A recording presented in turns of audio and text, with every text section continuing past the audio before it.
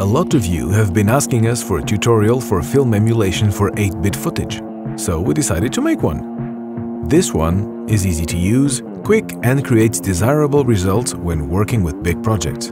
And yes, it works with non-studio versions of Resolve as well. Let's begin. We have got our footage here, and it was shot on the Sony a7 III. This one was shot on Rec. 709 matrix and S-Log2, and it's an 8-bit footage. Shout out to Edou Hoekstra for providing us with this. I've linked his profile in the description below. Do make sure to check out his work. Let's see how Forever grades perform here.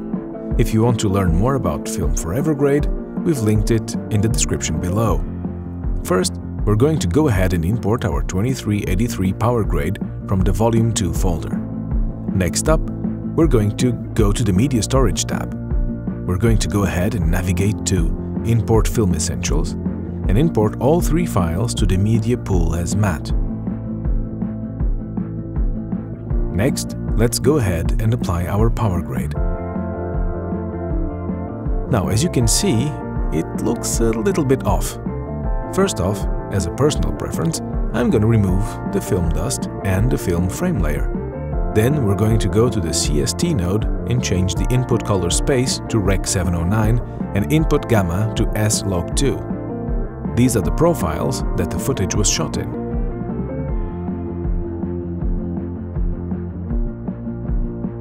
Now, the white balance node is where we will make our adjustments.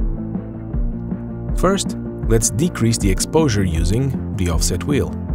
I'm going to make sure our skin tones are set in the right exposure. Let's lift the shadows a little bit and let's decrease the highlights. I like where our image sits right now.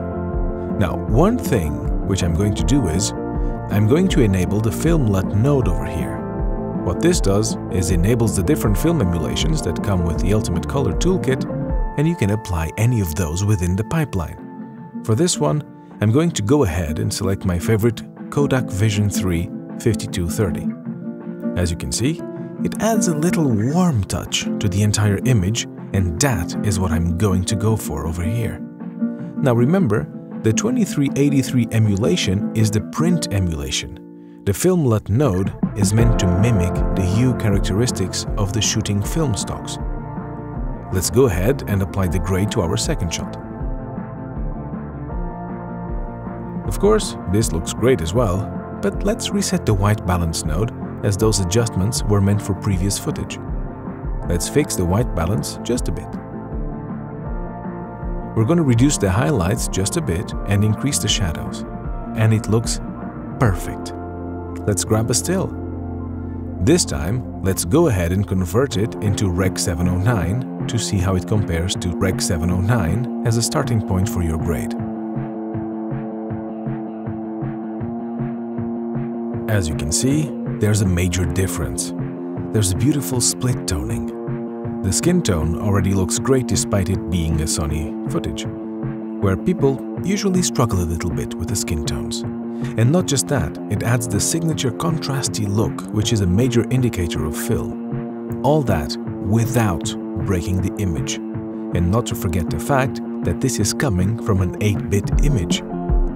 Moving on to the next shot. Again, this looks absolutely phenomenal right off the bat. I'm going to reduce the exposure just a bit, according to my liking, and as you can see, it looks amazing. The grain render is perfect as well. Let's go ahead and let's compare it with 709 once more.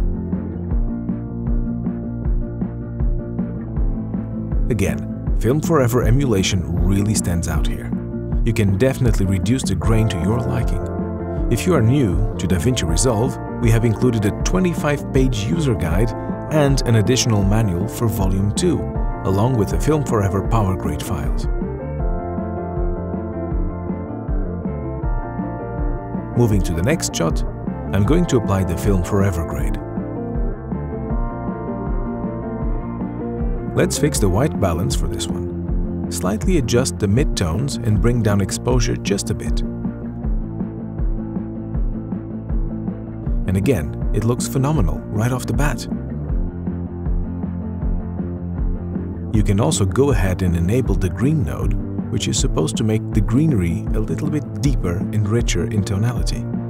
But since it's an evening shot, I'm going to let the green node be disabled. Again, let's go ahead and take a still and let's compare it with the Rec. 709 version of the image.